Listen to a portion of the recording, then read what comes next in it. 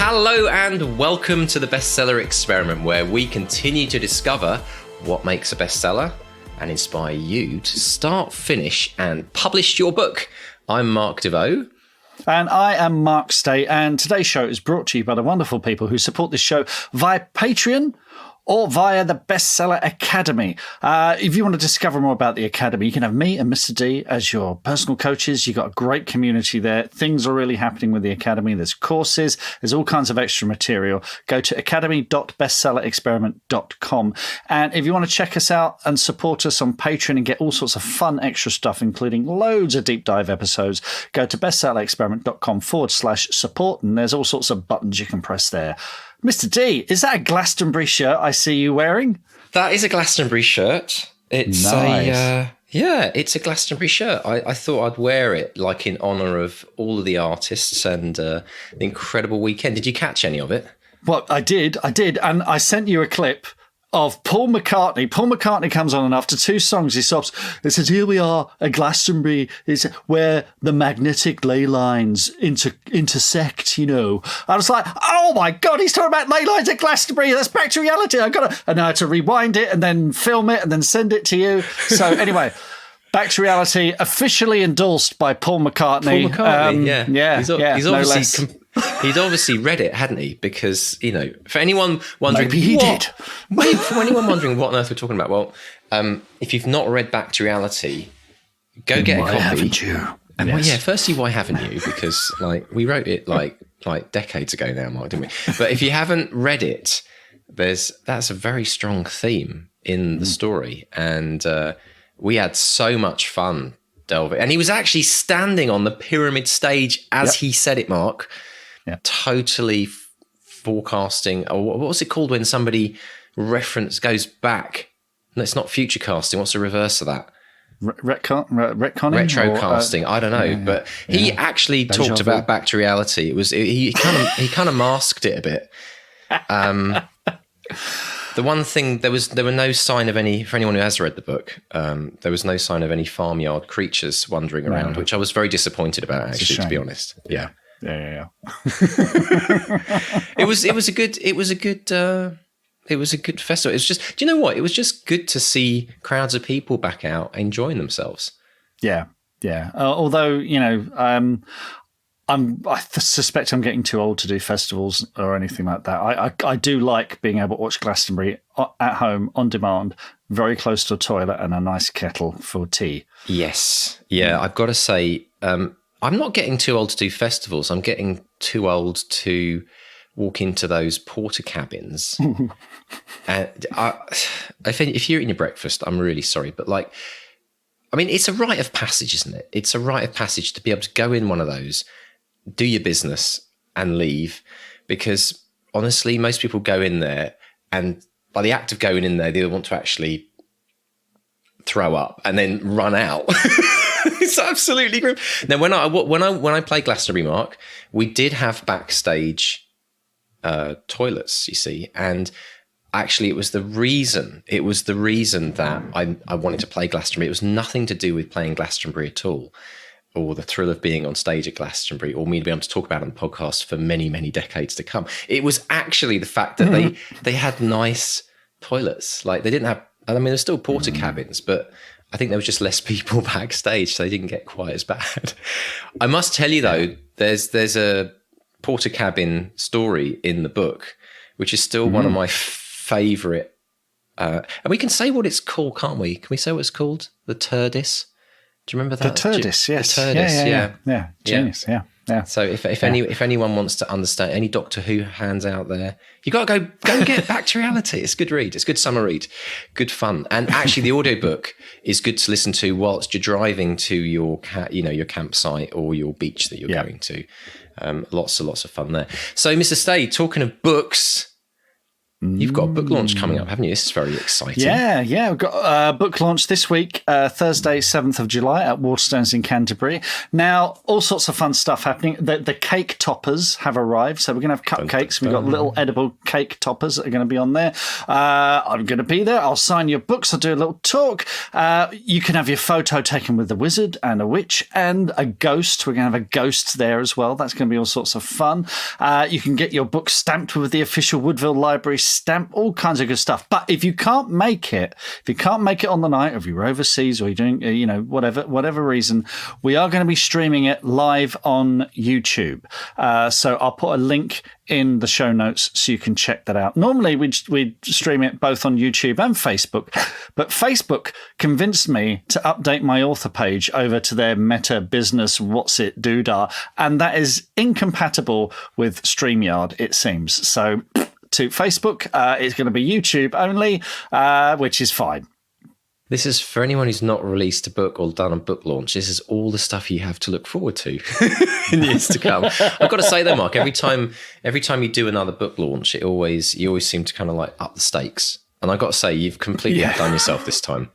A ghost floating around Waterstones bookstore. Yes, a ghost.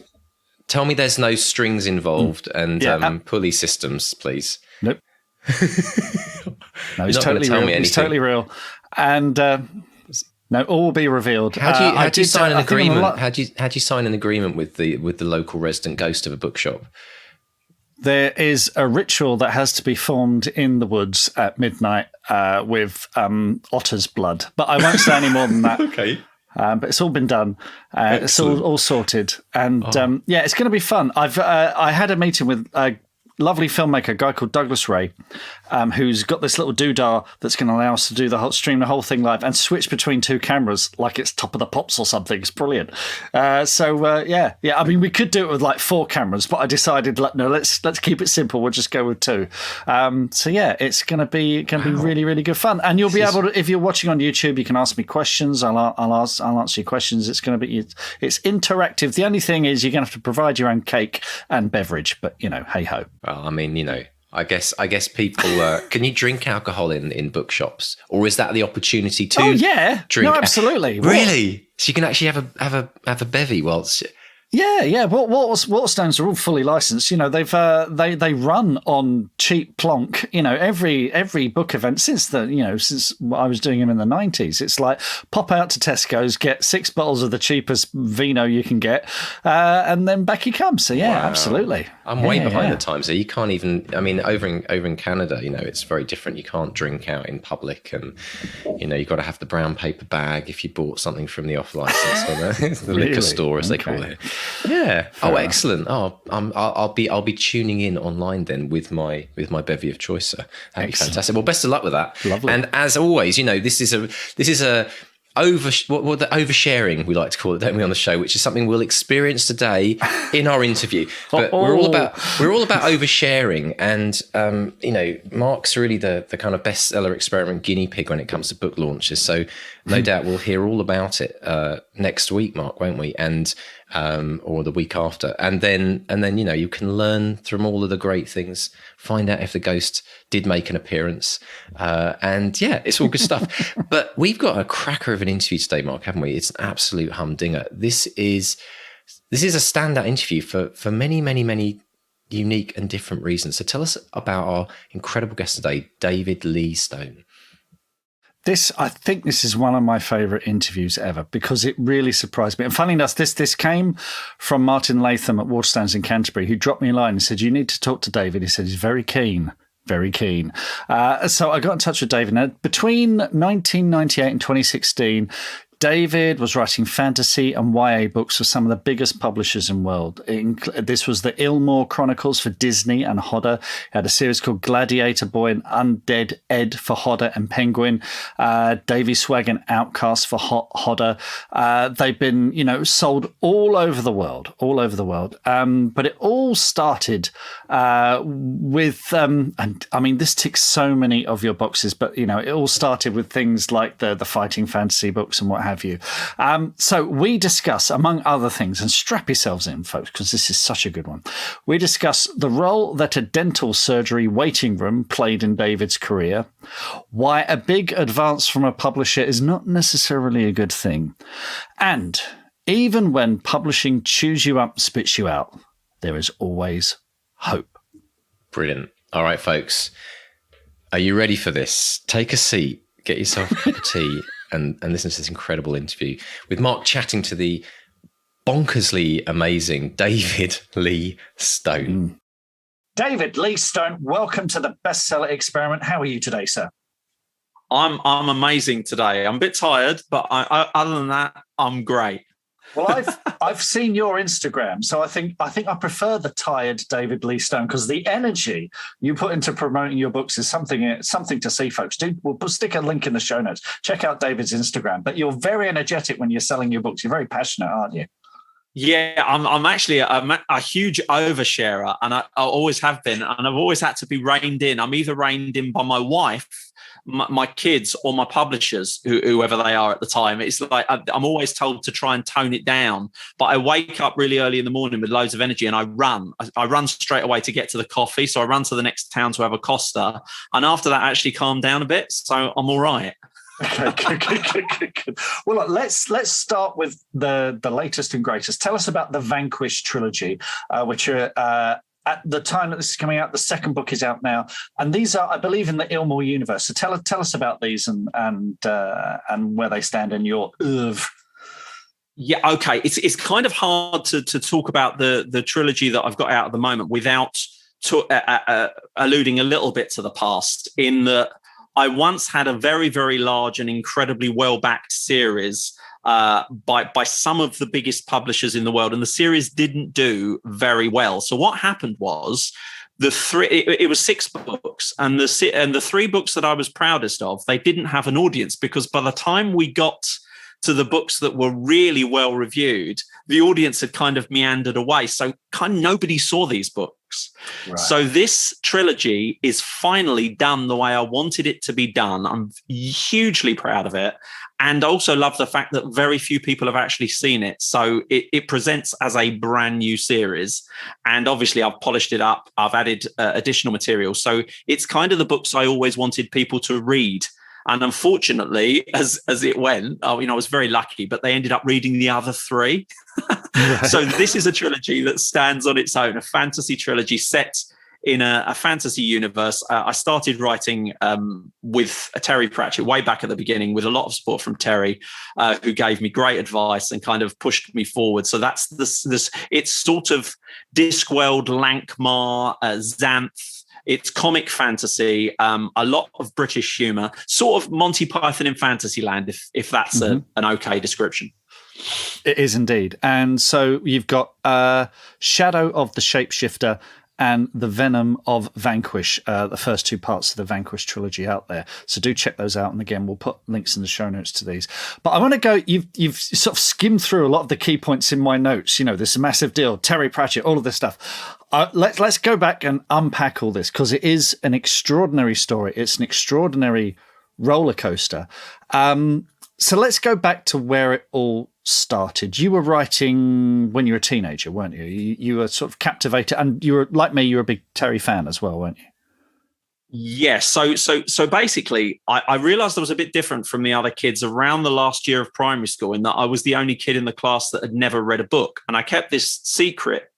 And pretended I was reading, but actually I thought there was something wrong with me, because I could never finish a book, even books that other kids loved, like The Hobbit, that was sort of aimed at younger readers, and that other kids seemed to have no problem getting through.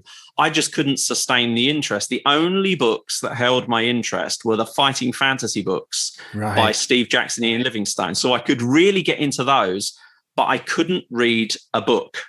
And I was starting to feel like there was seriously something wrong. I didn't do very well. So I failed my Kent test, or should I say I didn't pass my Kent test. So I always felt like I felt like an underachiever, and I felt like I was different to other people, but I could bluff well. So I could pretend that I was reading and that I had no problem with it, but I couldn't actually do it. And then one day I had this broken-hearted moment. I had £3 pocket money a week, And I used to go down every week to WH Smith, and I used to get the latest fighting fantasy book because they were the only things that I could read, and I loved them. So this one fateful day, and it was the day when all the prices changed, I go down to WH Smith with my £3, and I take the book up to the counter, and the lady looks at me with kind of kind eyes and says, "I'm afraid they're $3.99 now, love." No. Honestly, I can still feel the tears welling up because it was really tough. I had no friends at all at the time. So it was my whole weekend was reading these books. And I wandered around Smith's with my £3 looking for anything that I could read that I might have a chance of playing another game book. The only book in the entire shop that I could afford was a book by Terry Pratchett called Eric. And it was only because it was a tiny little Golanx edition that was like $2.99. And I bought it just because I thought, I have to do something this weekend. I might be able to read a tiny book. Well, I read it. And the rest really is history. I fell in love with Terry. I read his entire canon very quickly, and then other comic fantasy authors. Then I started writing to Terry and basically sending him stories and constantly asking him to look at stuff. And he's saying to me, because Terry was actually amazing at replying to readers way before they became writers. So he was always encouraging me when I was saying, I'm going to quit, I'm not getting anywhere. And he would say, the ones with the Duracell batteries last longer. Come on, there's no excuse. So we're just about, when I was about to junk my first book, actually, Terry said to me, there's no excuses. There was no market for A Colour of Magic when I first went into comic fantasy. You need to keep going and grow a thicker skin. So, and I've still got that letter. It's one of my favorite possessions. And so I kept going, and it was ultimately that book that ended up selling in such a big way. And I was so lucky with. So yeah, that was the that's how I started. And from Terry, I went on to Douglas Adams, who his agents eventually became my agents. So I was very, very lucky in that I think I accidentally stumbled upon brilliant writers to begin with as influences. Okay, that's all incredible stuff. And again, you're skipping ahead a bit because I want to talk about Nights of Madness. And if you're watching this on YouTube, folks, over David's shoulder, you'll see a copy, Nights of Madness, which was a short story anthology that came out in 1998. It has the classic Josh Kirby cover art, which was, who did all of Terry's cover art at the time. You were in an anthology with Terry Pratchett, Ray Bradbury, Spike Milligan, Tom Sharp, and it was your story, The Dulwich Assassins. First of all, how did that come about, and what was that moment like, seeing your name amongst those, legends? Well, actually, this is probably an incredible story for writers, I guess, looking back, because how it happened was really quite shocking. So I couldn't get anywhere. I was sending books to publishers. I was like 13 years old at the time. So then I realized that the only way to get forward or to actually get published was with short stories. So I wrote this short story, but it didn't fit in the big magazines like Interzone or Asimov's. I got rejected by absolutely everybody because I'm writing funny fantasy story. So finally, this is exactly the story, the way I heard it, and this is the way I believe it happened. Finally, I decided to send to a tiny small press magazine called Xenos, which was run by a couple who lived in a house in Bedford together. And they ran this little magazine, and every month they produced it themselves. And every month it had 6 stories. And then the following month it would have another 6 stories, and then people's opinions on the stories from the month before. Right. You didn't get paid. It was a no pay deal. It was just, you got your story published. So I sent my story off. They loved it. It was called The Dulwich Assassins. It went into this little magazine. And as far as I understand, at the same time as this happened, Peter Haining, who was this veteran anthologist, he's done so many anthologies, and he worked very closely with Terry Pratchett. He was looking for the new Terry Pratchett, supposedly, to finish. He had a series of anthologies. The first was The Wizards of Oz, then The Flying Sorcerers, and finally he was doing this one called Nights of Madness. He wanted to start the book with Terry, and he wanted to end it with a new, younger writer who was like Terry. Well, of course, he goes to the bookshops and there are no writers like Terry, and there are no up-and-coming writers that are like kind of new comic fantasy writers. So he's sort of at a loss, and he thought, well, okay, I'll end the book with maybe another reprint from somebody else. He's in a dental surgery. This is the way I heard it. He's in a dental surgery in Bedford, and they happen to carry a copy of this little local magazine. So he reads it, finds my story, writes to me and says, would you like to be in an anthology with Terry Pratchett? Either that, or he spoke to Terry and Terry said, I know this kid. He writes to me all the time. He's a real pain. So that is how we got in the anthology. And of course, the anthology ended up being published by Orbit in the UK, Penguin in America. It was just massive because of Terry, of course. And Woody Allen in America. I think Woody Allen was the headliner in America. Terry was the headliner here. So there's lots of different versions. But being in a book with Terry Pratchett is definitely still the highlight of my career, because I still adore Terry. I think he's the greatest writer there is, and I adore him. Well, I'm with you on that. I am definitely with you on that. And it's behold my bookshelf, top row. Terry gets the top row. That is a stunning bookshelf as well, I have to say. Well, I mean, Mutual Appreciation Society. I'm enjoying yours as well very much. Now, from there, you said you just happened to drop in that you got Douglas Adams' agent, which was Ed Victor. How do you get Ed Victor as your agent? That's I'm sure there's a story there. This is the thing where I always say to writers that things that you think don't matter can spiral. So it's all off this tiny magazine again. So we've gone from the dental surgery, we've gone into Nights of Madness, and suddenly I'm in an international hardback and paperback anthology, and I have a novel, and Peter was kind enough, and my God, he's probably responsible for most of my career. He was kind enough to say in the British version, and Dave has just finished a novel, and he named the novel, which I think the time was called After the Organist. And so the agents who were sort of looking around at the time were like, oh, okay, this is interesting. This guy is supposed to be like the new Terry Pratchett, and he's got a book, and he's very young. So I think one agent approached me that was a very, very small agent and said, I'd like to look at your book. But then she didn't like it. She actually wrote back and said, I don't think it's very good. It's not something I can. So I got kind of really down, and I thought, I'll send it to as many agents as I can send it to. And I got 2 replies. One was from Christopher Little, who had just taken on J.K. Rowling. So the whole Harry Potter thing was just about to explode. And the other one was Ed Victor. And I looked at these 2 agents, and I knew about Harry Potter. Obviously, Harry Potter was... So we were around about... I can't remember. We might have been on the first Harry Potter book or the second, but very early. Right. So I knew about Harry Potter, but then from Ed Victor, Douglas Adams was my hero, as like Terry was. So immediately I thought, well, if I go with Ed Victor, I know that they will get my humor. They will understand what I'm trying to do. And so I went with the Ed Victor agency and was very, very, very pleased that I did. They were an incredible agency. Yeah. So I was very lucky. Again, it's luck, really.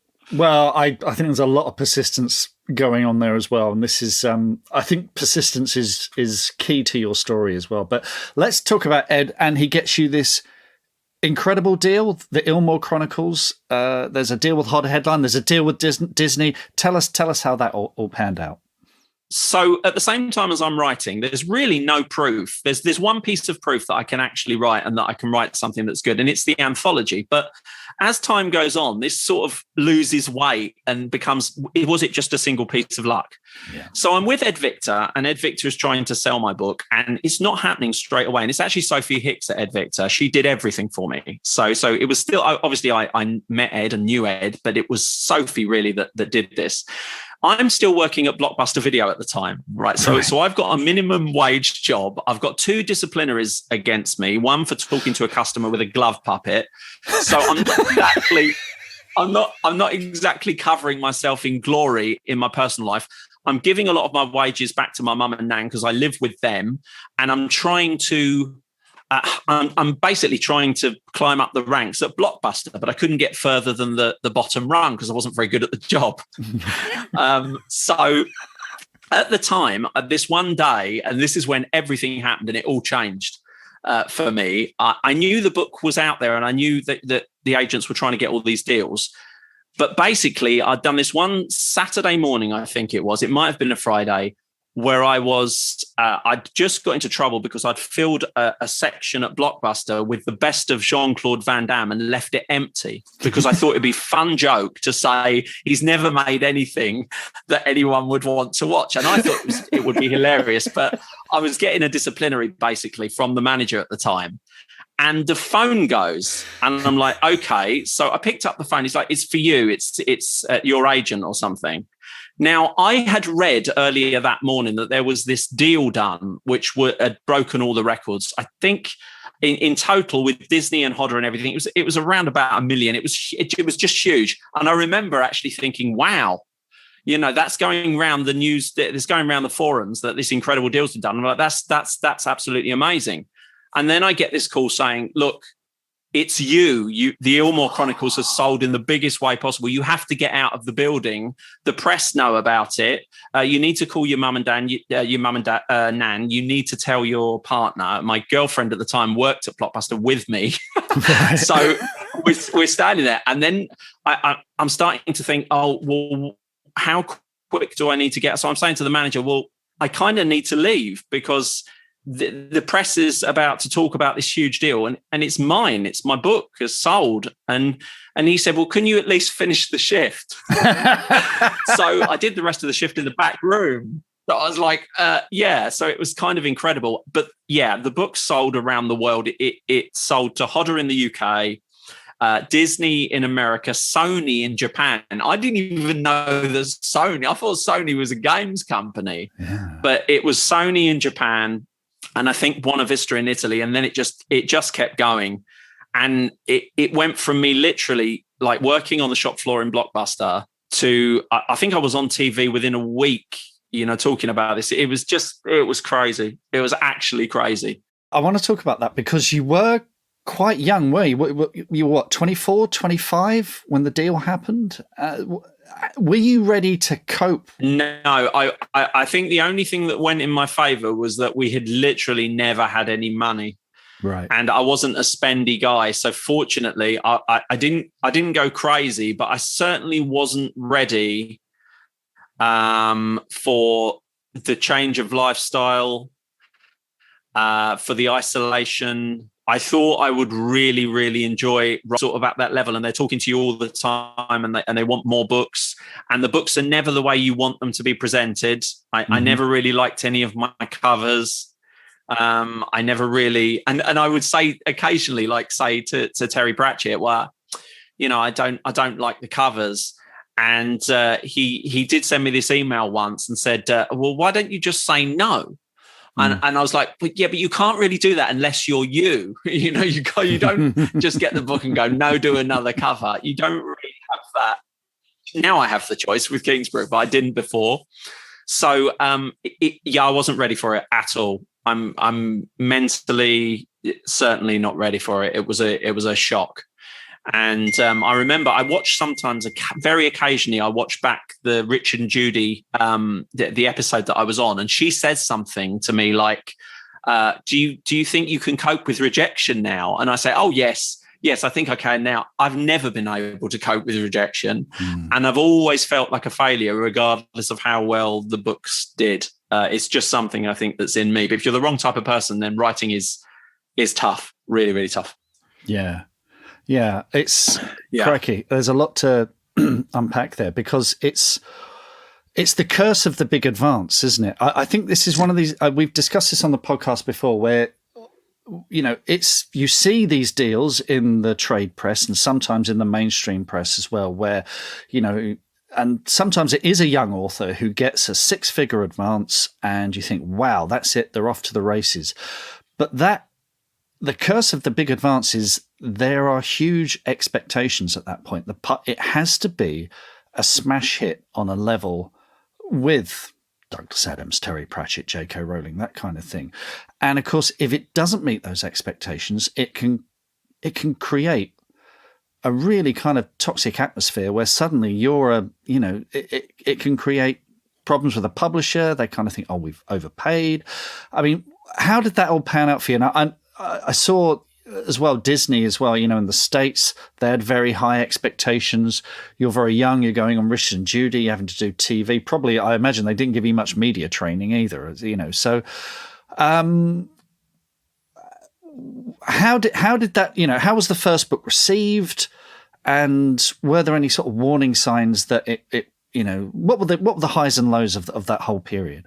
Well, you're exactly right in what you're saying. So the first thing to say is that the book bombed. So I know exactly what it's like from this side. I mean, and it bombed. And the thing that shocked me was that the reviews were fantastic. So we got 5-star reviews in all of the trade magazines. We got 5-star reviews in the genre magazines like SFX. We did really, really well on the reviews. So I thought we'd probably be okay. The book tanked. Now, when I say tanked, it sold 100,000 copies. Right, so it sounds like an amazing figure, but I worked it out once that the only reason I felt okay with this is when I went to Disney invited me to America to this massive book expo where the keynote speaker was like Bill Clinton. He was like, we had Bill Clinton, Jamie Lee Curtis, and then Ed Greenwood, who was my real hero because he created Dungeons and Dragons campaign setting. Yeah, Greyhawk, I've forgotten Realms. So he was so I was looking at him thinking, wow, that's Ed Greenwood, and everyone else is like, yeah, can you see Bill Clinton over there? And Jamie Lee Curtis, no, doesn't matter.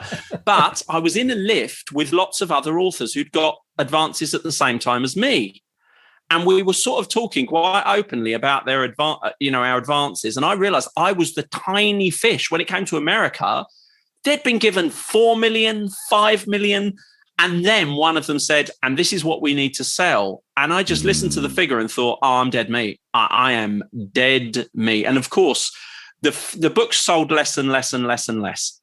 So I eventually had a best-selling series, but it wasn't Ilmore and it wasn't from a big advance. It was from a tiny advance. And I realized that's what you need. Yeah. So I think I've probably been paid more on advances than some of the best-selling authors in the world. And I might be one of the only guys that's never earned it. I mean, they must look at me as a complete loser in the sense of I've never earned out, I don't think, on a book. I worked in book selling and publishing for 25 years, and very, very few of those big advances actually earn out. It's astonishing. It's one of the reasons they don't really happen that often anymore.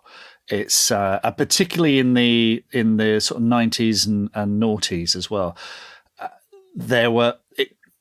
It was usually down to an editor's discretion, and they could go a bit crazy with the advances. That doesn't happen now.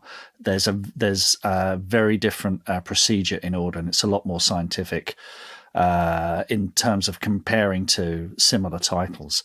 But it happens very, very rarely now. But people will go a bit crazy. Are you able to tell us how much you got? Are you willing to sort of talk about that? How much it was? I'm a massive oversharer. I'm willing to talk about anything. What do you mean specifically? And what I've got in terms of what? The advance for the first deal that you got with Ilmore. Right. So Ilmore was 500,000 from Disney. That was a flat fee. So flat fee of 500,000 from Disney. Now 60,000 and 75,000 respectively from Hodder. So this is all to the same books we're talking about. Yeah. So that takes it to a roughly about 700,000.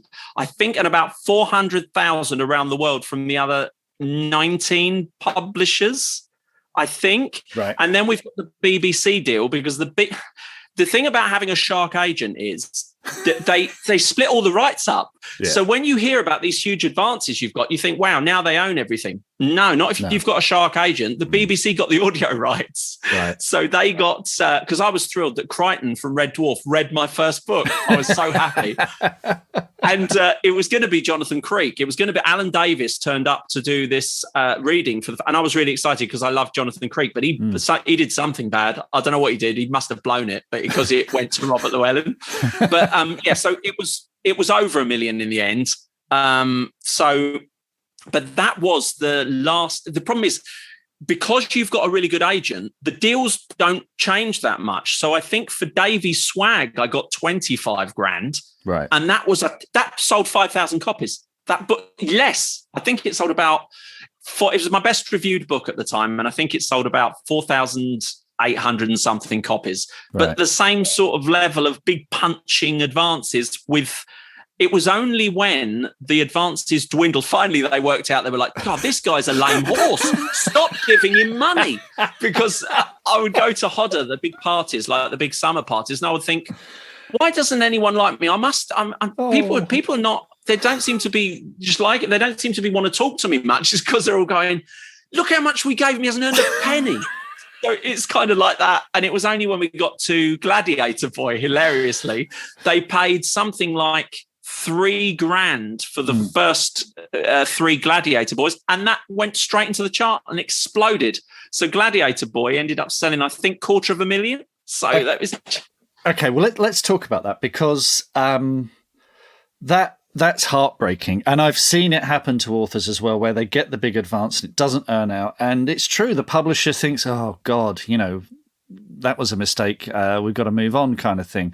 So you must have been in a very weird place in that you got the cash. That's great, cash the check, but the respect you're getting from your publisher, the attention you're getting from your publisher, perhaps isn't. There's no. Did you ever feel like, oh God, this is the end? It may have screwed my career as an author. And how did Gladiator Boy come out of that? How did you get out of that funk? I think one of the worst things, I've said this quite a few times, actually, I think one of the worst things in publishing is the ghosting. Nobody tells you that you're done and that your career's over. You kind of have to guess it. And I do think that is incredibly low. And especially if you've got an agent in between. And I always wanted to be a writer. So I think there's this whole, because of all the advances and stuff, there's this whole thing that is the thing that matters. And it's not. If you want to be a writer, you want your work to be liked. So suddenly the money becomes completely irrelevant, and you sort of feel like a failure. And especially if your stuff's well reviewed, it's kind of difficult to understand. But what happens is your advances dwindle away, but then you can have these surprise hits. But I would say a lot of the times it's publishers trying to milk things for everything they're worth that is the problem. So when I just said earlier on, I've never had a series that's earned out. And then I just said about Gladiator Boy that we sold at like 250,000 copies. Well, once again, 3 books come out. They do outstandingly well. So they order another 3. Yeah. They do outstandingly well. Suddenly I've got a 15-book deal. Right. And when I looked at Gladiator Boy, I actually said to the editors, are you sure? I know it's done well so far, but 15 books is a lot. Are you sure we're not going to end up, in a bad place again? Sure enough, over 15 books, we end up completely remaindered. Doesn't work. Oh. It's kind of crazy. My career actually ended when I was on the Isle of Wight. I got an email pretty much saying that my latest book was proving very difficult to sell. And I did actually have a breakdown shortly after that and ended up in therapy and psychotherapy, basically trying to put my head back together again, because, I left school with no qualifications pretty much whatsoever. I was terrible at school. I was very truant. 108 sessions out of 110. One term, I think, I was away. I was out. So you sort of look and think, I thought I was a writer. Now I'm whatever I was at the time. I was 30-something years old, late 30s. And I thought, what do I do now? I'm not a bloody tennis player. I might have enough money that I've managed to make my family secure. And I'm very fortunate through that. But you sort of think, how am I going to fill my days? This is what I do. Fortunately, I'm really lucky. My wife gave me a job. Otherwise, I pack boxes we've got a pet company, and I pack boxes during the daytime. So I found a great job that I love, but otherwise I'd have been in trouble. Actually, can you talk about that? Just that thing of having a job like that where it's grounded and gives you somewhere to go from. Can you talk about that? And what's your writing day look like now? And I'd like to talk about your company, Kingsbrook Publishing, and how that's come about. So, because I think this is more common than publishing is willing to admit. That I remember when Orion moved offices, we moved from Covent Garden over to Blackfriars, and we were clearing out filing cabinets. And I would get old catalogues out, and it would be full of the names of authors who were bright, shining stars and then just aren't writing anymore. And it was really heartbreaking, and it is a big problem with publishing in that they can chew you up and spit you out and then on to the next bright, shiny thing. You know, how you talked about therapy, but with Kingsbrook, you've sort of taken back control of your destiny, if you like, as a writer. Did it take you a long time to get to that point? And what was that journey like? A very long time. I think one of the problems of having an agent, and it's why it's not a great thing at the moment. One of the problems of having an agent is, so you never know that your career is over, because in a lot of cases, especially if you've had quite a big career and a big, a very public career, your agent, your publishers, it's kind of not in their interest to say bye, to make some kind of official statement in case something happens in the future. And in my case, I had a lot of rights. You can imagine with all of the projects around the world, there's a lot of publishers involved, a lot of rights. Yeah, it never occurred to me to get my rights back. Right. Yeah. And I think this is something. Yeah. Nobody tells you that. Yeah. And you also think, if I ask for my rights back, there's going to be some kind of phenomenal fight and I'm going to end up in court. And I think it was only when I realized that I was prepared to fight. And I should say that Hachette were amazing about this. Right. They didn't fight me at all. They recognized what was going on with me. And I got all my rights back. I got my rights back from Disney. I got all of my rights back. And I started, obviously, Kingsbrook. So my wife, I've been very, very lucky. My wife is a business entrepreneur. She started a pet brand called Hubinu, which we did dog tags and various other things. And it's hugely successful. And my wife has always said, we should do publishing the proper. And I said, no, you can't just set up your own publishing company. It'd be impossible to get into places like Waterstones, which she's proved wrong. Yeah. She's done all this and kind of set Kingsbrook up. But it is very, how can I say, the writer, you really kind of need to take the initiative for yourself and make the assumption, because I know far too many writers, and a lot of them are with major publishers or were, who are frightened to have this conversation with their agent. So they just go on day after day waiting for emails that never come, looking at other authors, maybe feeling resentful, can't understand why they're on the shelves and they're not. They're kind of wounded, but they don't know it. It's over, but they don't know it. So that's, I would say, have that conversation with your agent if things aren't going the way that you need them to go. Yeah, it's a lot of this career is about having difficult conversations, and I think once you've had them, there's such a relief. It's such a it's such a weight off. But look, tell us about Kingsbrook, because this is the rebirth. This is the next chapter. You've started this incredible publisher. You got these 2 books and more to come. Tell us about Kingsbrook and what's happening there. Well, so I got the rights back to all my books, and I thought, I wonder what would happen if I did this kind of my way. I mean, obviously, Chiara knows a lot about business. She set the whole thing up. I don't claim to have done any of this apart from writing the books, approving the art, and basically doing the creative bit my way. Chiara has had all the discussions, all the meetings. It turns out that a lot of these sealed doors that you imagine between you and the major publishers are not sealed doors. And I had a really interesting conversation that started Kingsbrook, really, with a friend of mine who said, why wouldn't you start your own publisher? And I said, I could never hope to sell the kinds of numbers that the major publishers sold. And then I looked at some of my favorite books, the ones I was really proud of, and thought, well, actually, do you know what? They didn't sell that many of those. So I could probably hit that number.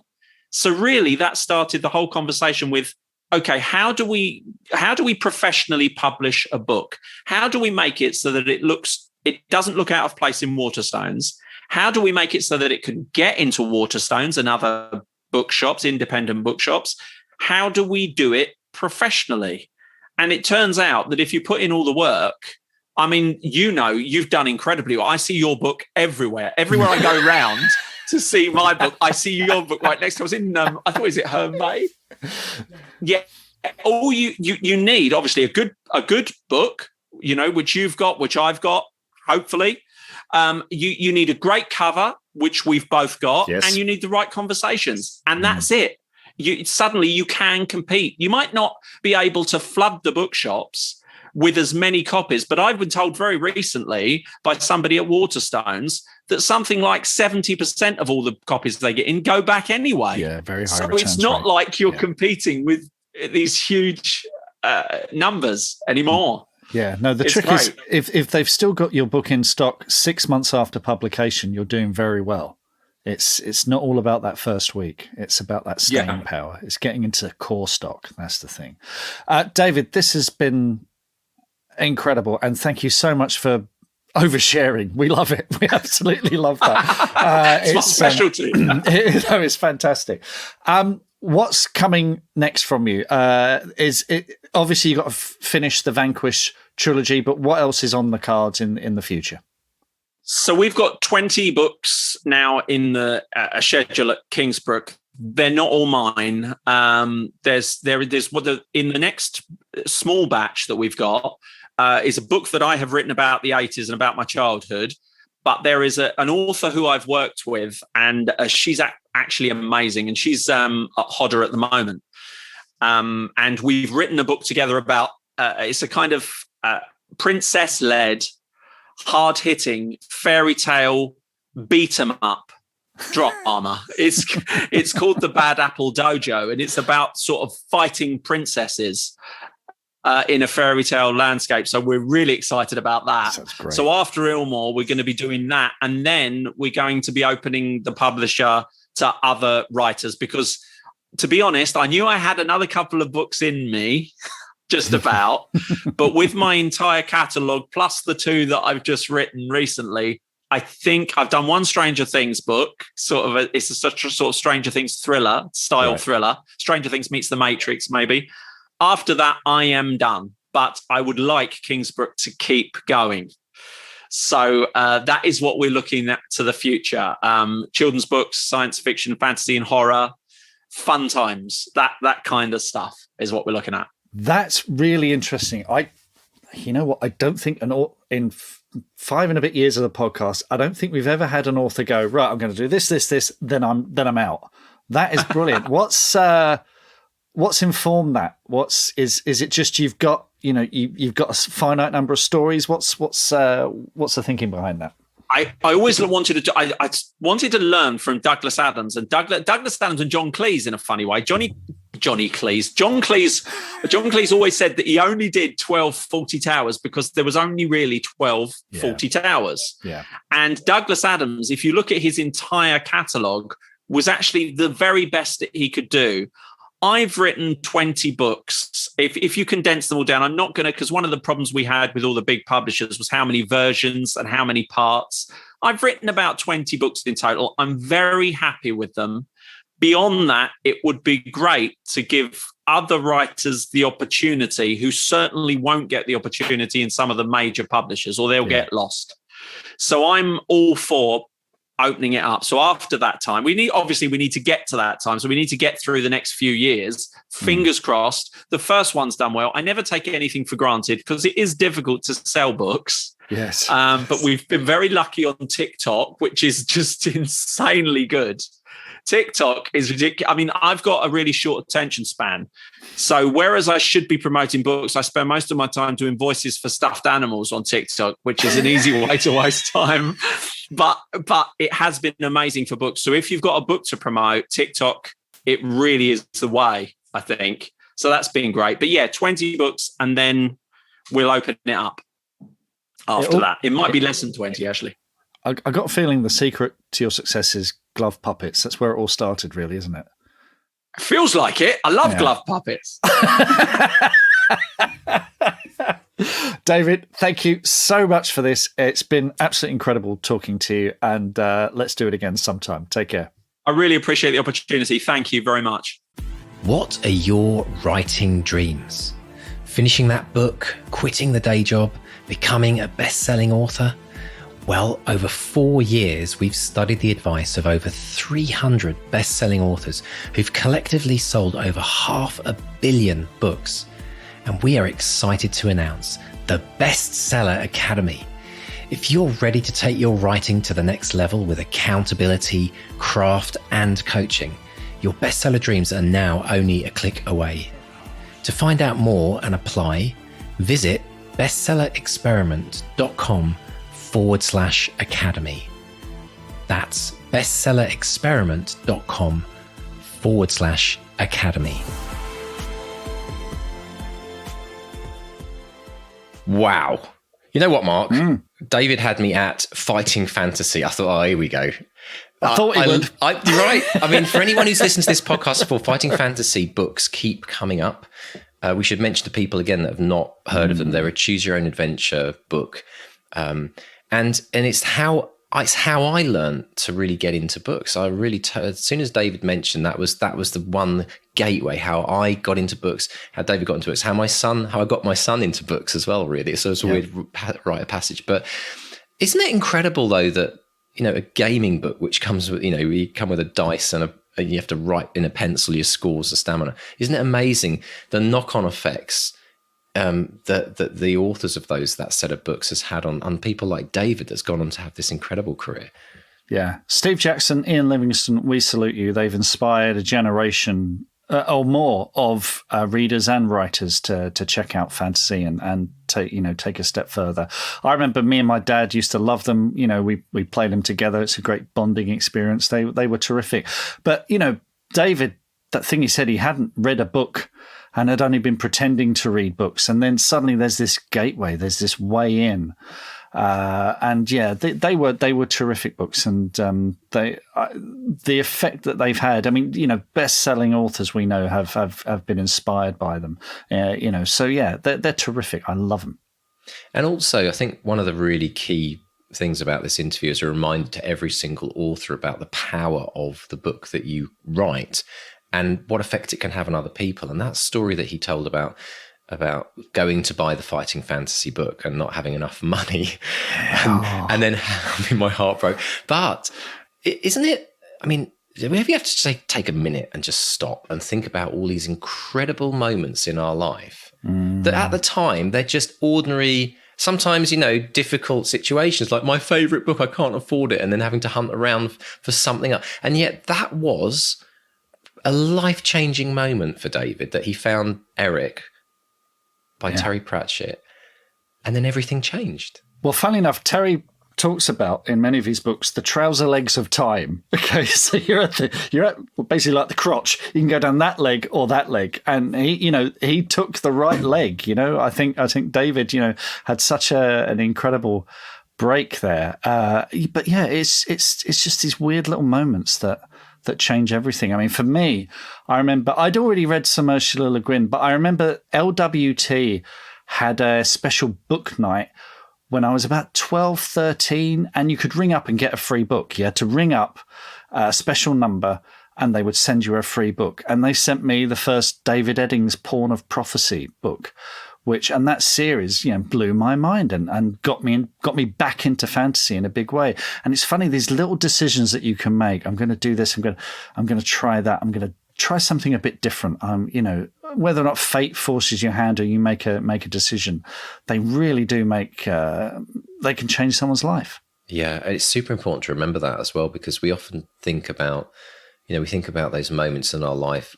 We expect there to be some kind of, lightning strike from the sky, and then we're like, eureka moment. And yet actually all of these incredible moments that build in our life are always due to very small, little, tiny moments. I mean, like the time I saw your post on Facebook about Ghostbusters or something, and I thought, I'll reach out to Mark and have a chat with him. And here we are 5 and a bit years on, having done a podcast for 5 years. What would have happened if I hadn't have written that email, or worse, you hadn't have responded? Yeah. Mark, oh yeah. So it's kind of amazing that when you think about the big stuff that happens in our writing lives is always precursored by lots of small decisions or events that happen when we just show up. I mean, what if David that day didn't go to Waterstones? What if David had lost £1 on his way to the shop and turned around and went home crying because he knew he couldn't get the book? All that kind of stuff. It's quite amazing. But even more mind-blowing is the story of the dental surgery. I just can't. This reminds me of that story about the book in Nepal, in the backpackers hostel, Nepal, right? Yeah, it's up there with that, is it? Yeah, it is. It's terrific. Yeah, I mean, look, the thing. I mean, how do you explain that? There's a certain amount of luck, but there's also a certain amount of, as you said, Terry, because he'd been emailing Terry Pratchett, and Terry remembered him and was able to say, yeah, this is the kid. Go for this kid. Give him a chance. Give him a break. So again, it's that thing of, yes, there's a bit of luck, but you're also making your own luck a bit. You're knocking at the door. You're pushing. You're chancing your arm. And I think the more you roll the dice, well, just go back to Joe Abercrombie. What did he say? The more you dance naked in the rain, the more likely you are to be struck by lightning. And yes, a lot of it is about showing up and writing and getting the words on the page, but it's also about getting out there and meeting people and, pressing the flesh and sending emails. And, sending an email to Terry Pratchett. You've said this many, many times. You emailed Terry yourself. You emailed, Tom Clancy and got a reply. It's this thing of just reaching out to people because you never know. You just assume, especially if you're British, you just assume, well, they're not going to reply to me, are they? And, sometimes they do. I do. Email me. Not, No, but it's true though, isn't it? I think it's a trait. I mean, we can joke about it being British, but I think it's a human trait around the world. The thing I've noticed within coaching people, and I've said, have you ever written a letter? In fact, just this week on the Academy, talking to people saying, I challenged everyone on the Academy in life coaching this week to actually write to one of their favorite authors and tell them why they love their book. And nothing more than just doing it as an exercise. But then I said, if you do get a reply, then report back next month, because we'll kind of celebrate and read the reply and show you that these people don't actually get, we're not all J.K. Rowling where, you hire a postman to come and deliver your sackfuls of fan post every day. Those are one in a million type authors. Most authors are scratching their heads wondering how people, I mean, obviously you can read online, but there's nothing like getting a personal, private, direct email. And we, thank you to everyone that writes to us at Bestseller Experiment. We get some absolutely heartfelt, amazing emails, a lot of which we can't read out because they're personal emails that people don't want us to share. But it makes our day. And I think any author who's struggled through all of those hours, countless hours of writing, to get a letter from a fan. And Terry Pratchett was quite unique. Like Tom Clancy sent me a one-liner reply, which was really sweet of him to reply. But Terry Pratchett, when I wrote to Terry Pratchett and asked him about, what inspires him to write, and he took his time. Like, he wrote me like a mega email. So when I heard David talking about it, I'm like, yeah, absolutely. Like, he was probably having long conversations with him, but the fact that he took this kid literally under his wing and just encouraged him. And then eventually, through David's persistency, maybe there was something that Terry had in the hand in making things happen. But it's quite bonkers. But the other thing about David that I'd love is that you don't often hear this. We hear it from successful authors. They said, I got a rejection. So what did I do? I then decided just to write to everyone else.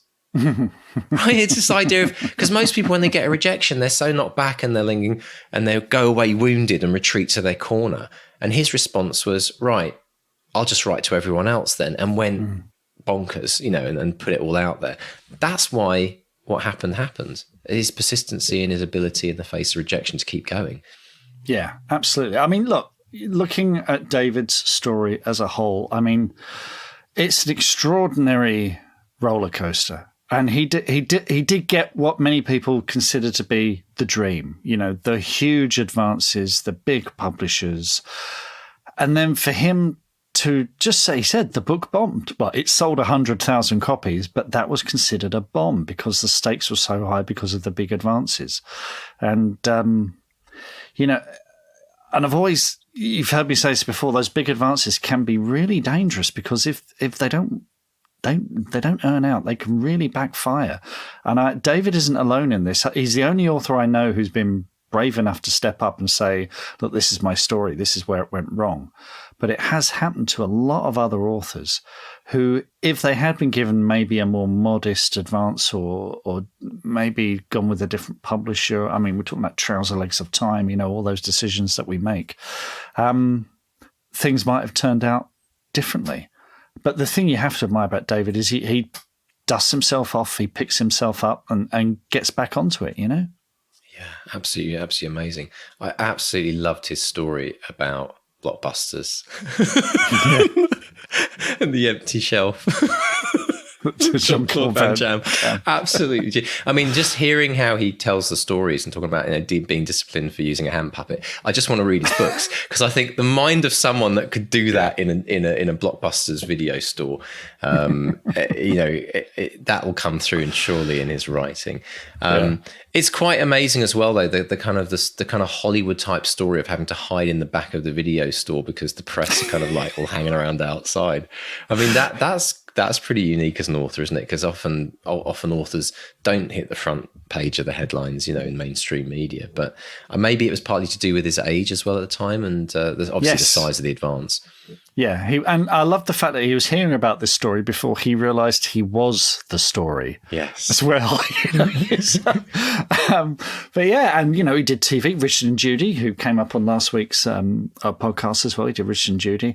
But he wasn't prepared for it. The heartbreaking comment that he said was, "I wish I could go back and enjoy it."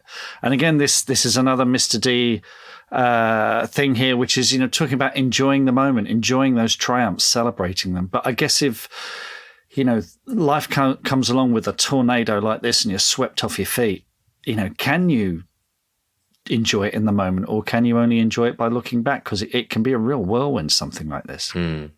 What's also interesting as well is that he said the book bombed, but it got a lot of 5-star reviews, and there was obviously a lot of great reviews, which in some ways points to maybe the publishers not delivering the book in the right way to the audience. Well, this is the mistake. I think this goes back to the advance. Because that was the mistake. If he'd been given a $5,000 advance, say, and the series was allowed to develop over time, I think, and it was earned out quickly and started earning royalties back and earning the publisher's money, it would be seen as a grower. It's kind of what's happening with The Witches of Woodville. Sales are getting bigger, and I've just had a thing from my publisher today ahead of next week telling me, okay, this is what the expectations are. This is who's ordered what. What's really lovely is the big wholesaler in the UK has ordered more than anyone, so lots of indie bookshops out there supporting it, which is great. So it's and they've all gone up from the last 2 books as well. So it's growing, incrementally growing, all going in the right direction. So that a publisher kind of loves that. I can't earn a living from it yet, just from these books. But it's getting there. It's taking its time, and it's a long game. But those big advances, unless it's like a 4-quadrant crowd pleaser that everyone's going to read, then, I mean, even, we mentioned J.K. Rowling. She got pitiful advance for the first book, and those books grew and grew until, by the time book 3 and 4 came out, it was mega.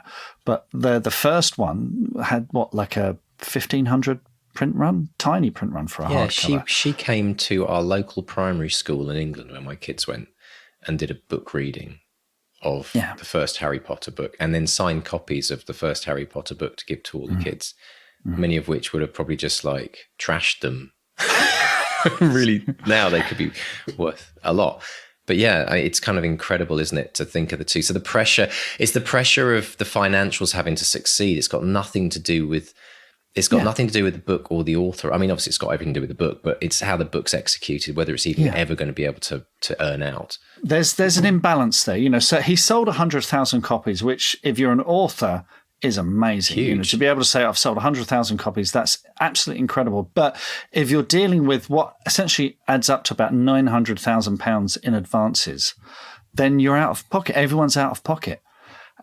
So, if he'd been given a £5,000 advance, though, he wouldn't have sold 100,000 copies. That's the other flip side to it. He might have sold 2,000 copies. Then the second book might have sold 3,000 and grown from there as the readership discovered him and the books. Because that thing of funny fantasy, I was at EasterCon and the agent John Jarrold was there, and he was talking about this whole period when funny fantasy, and I'm using air quotes there, kind of bombed. It died. There was Terry and kind of Robert Rankin, because Robert is great, but he's never sold Terry kind of levels. So there was Terry Pratchett, and that was it.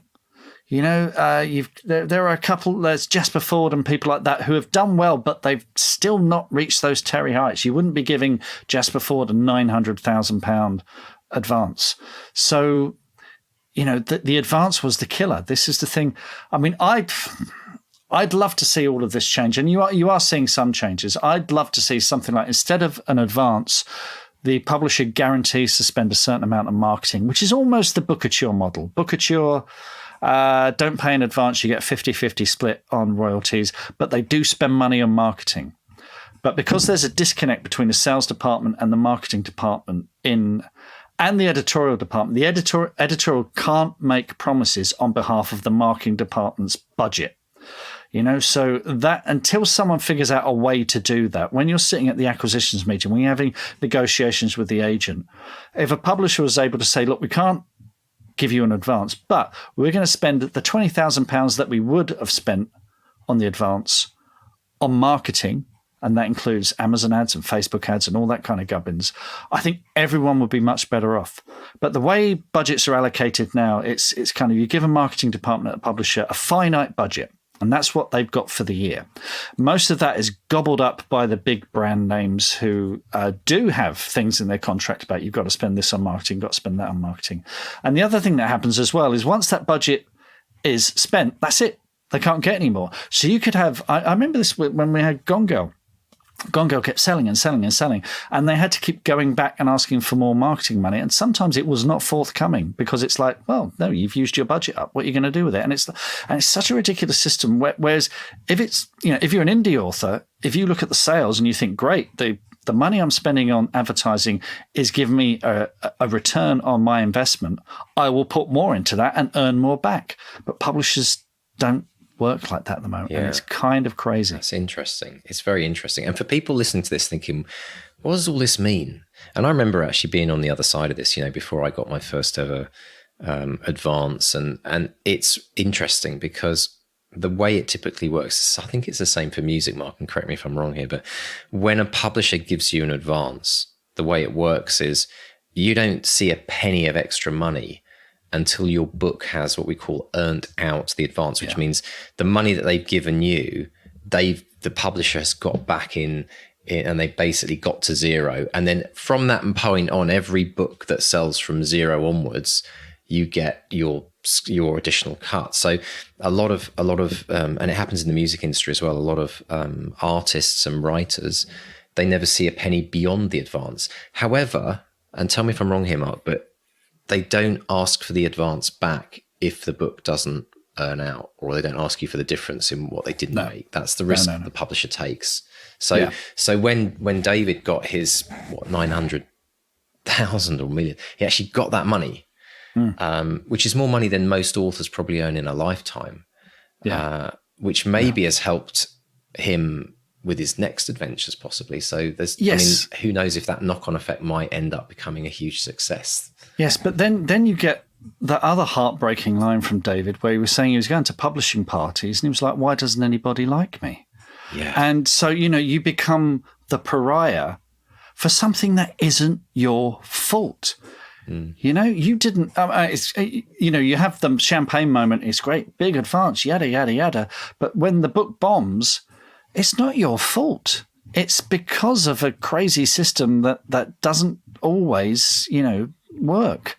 So, people turn their backs on you and stop talking to you. And then suddenly, if you want to be a writer and no one wants to, and don't forget, a lot of this was in the 90s and early 2000s where self-publishing wasn't really an option. And suddenly you're thinking, oh my God, I can't be that thing that I've dreamed of being. I can't be a writer anymore. And another heartbreaking quote, he said, nobody tells you you're done. And he ended up in therapy, you know. So this is, and I know David isn't alone. Lots of authors have been through this, and it is heartbreaking. And it's the kind of the dark side of the dream that no one tells you about.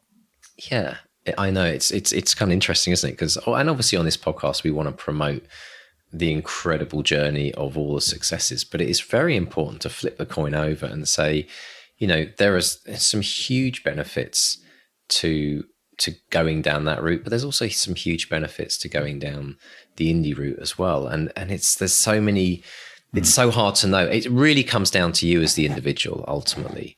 But going into it, this is why this podcast is important, you know, especially episodes like this where you can learn a bit about what really goes on behind the scenes. So you can go into it with open eyes. You can actually go into it with open eyes. I found it fantastic though that, you know, when he then went on to say that Gladiator Boy sold 250,000 copies. Yes. I mean, so offer £3,000 advance. So that earned out like that. Right, yeah, within the first day, probably. Yeah.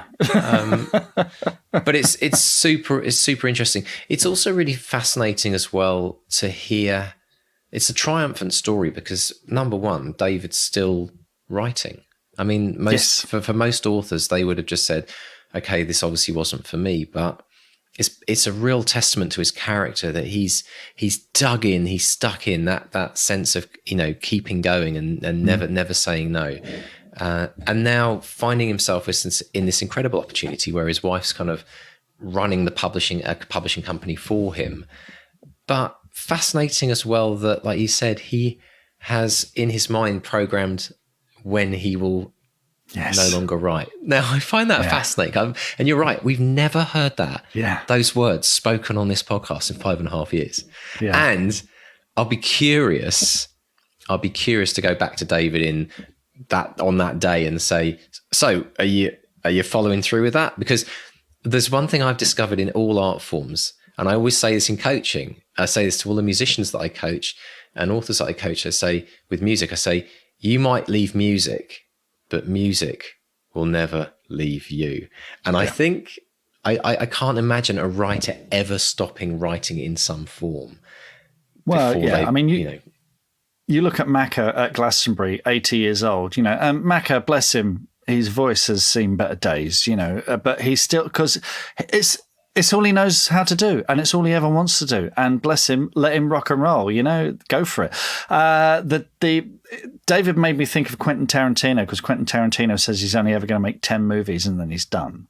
And again, people are going, "Oh yeah, right, yeah." But you know, he's getting close. He's you know, he's swears he's going to do it. David lives not far from me. He's in Ramsgate, so we met after the recording, and I met Keandra, his wife, and we're going to be hopefully doing a couple of joint events over the summer because, you know, his new book is out, my book is out. I think we have very similar readership, so we're going to be doing a couple of events together, and I'm really looking forward to those. So follow. Well, I'll put a link to David's social media stuff in the link in the show notes, and follow me on social media as well for when we do those. But yeah, I think he's probably happier now than he ever has been because he has this publishing company, because he can put the work in where it needs to be done and not rely on other people to do it. You know, he can build his own brand. He can have that kind of control. And, you know, we salute him. And like I say, for all the ups and downs of his career, there is a happy ending at this. You know, there is a guy who's got the rights back to his books and he's able to tell his own stories again. And that's all you ever want as a writer. And everything that's coming his way in the future is because of what he's experienced. It's because of that incredible roller coaster ride that he went through. And it's so important for people to remember. And if you're listening to this right now and you're going through a period of your life, which is like the recession version of your writing life or even family life, or whatever it might be, if you're struggling, if you're going through really hard times, you might have health problems, whatever it might be, you know, all of this is fodder. It's all good stuff for the future, because when you can kind of use that barometer of a really challenging part of your life, you then are able to compare it to the really good times that are coming ahead. Right. Mm-hmm. And I think that's really important for people to remember, because when you're in the depth of it and you're thinking, because David could have quit, he could have walked away. Yep. He thought, well, there were so many reasons for him to quit. I mean, he of everyone that we've interviewed, he probably had the most reason to just say, okay, I'm done with this. I've been no one would have blamed him. No one would have blamed him. And many others have, I've seen it. But and actually, if there's anyone listening that has quit, because we know there's a lot of people out there that have quit in their mind. I mean, not maybe 99.9% with this little gap, and they're listening to this podcast right now and they're hearing David's story. Maybe you want to rethink that decision. Maybe it's time to get your notepad out again, fire up the computer and just see what happens, because maybe whatever happened to you that made you quit was actually the nucleus of something much, much better and bigger and beautiful down the road. Well, the thing that gets me through any hard time is just this too shall pass. All right, the good times and the bad times. It's a roller coaster. It's horrible now, but it won't always be horrible. There is always something on the horizon, and you just got to keep trucking. Absolutely, keep your foot on the metal and just keep driving. Absolutely brilliant. And thank you to David as well. We say this a lot, but thank you to David for being so open and honest and sharing all of the inner details of what actually happened, because it's stories like this, for me, that really connect the kind of human endeavor and the human story, that, the hero's journey to some extent, right? Yeah. It really does. So, we really appreciate David being so open and honest, and no doubt inspiring many, many thousands of people out there who think, well, maybe David, if David can do it and he can keep going, then so should I. So brilliant stuff. Yeah. Excellent, Mr. Stay. Let's crack on with social media. So what's new and happening on the land of the Twitter sphere and the like? Loads of good news, absolutely loads of good news. So let's start with Queeve McDonnell, who also writes the C.K. McDonnell. He's been nominated for an award. The Stranger Times, This Charming Man, his second book in Stranger Times, has been nominated for the New Kid on the Block Award at the Dead Good Book Awards, and voting is open with that. So I'll put a link in the show notes, and there's several guests on the podcast, but in Queeve's category, there's him, Val McDermid, the legend that is Val McDermid, Neil Lancaster, Left for Dead by Joy Kluver, Glenn DeYoung's Curtain Call at the Seaview Hotel, and Richard Osman, of course, he's in there too. Richard Osman did a book. Oh, well, he should have mentioned it. But Queeve, so vote Queeve. I'll put a link in the show notes so you can, because Queeve was runner-up in the Kindle Storyteller Awards when Ian W. Sainsbury won that. So let's get Queeve over the finish line. Richard Osman, blah. Let's make that happen. Good news as well.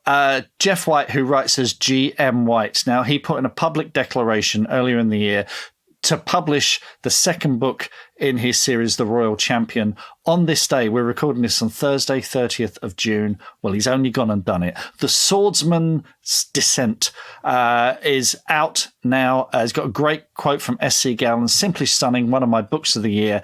If you love fantasy with swords, check it out. The Swordsman's Descent. Check it out. Absolutely fantastic. And big congrats to you, Jeff. Jeff has been such a great member of the Bestseller Experiment community. Has supported us for so long.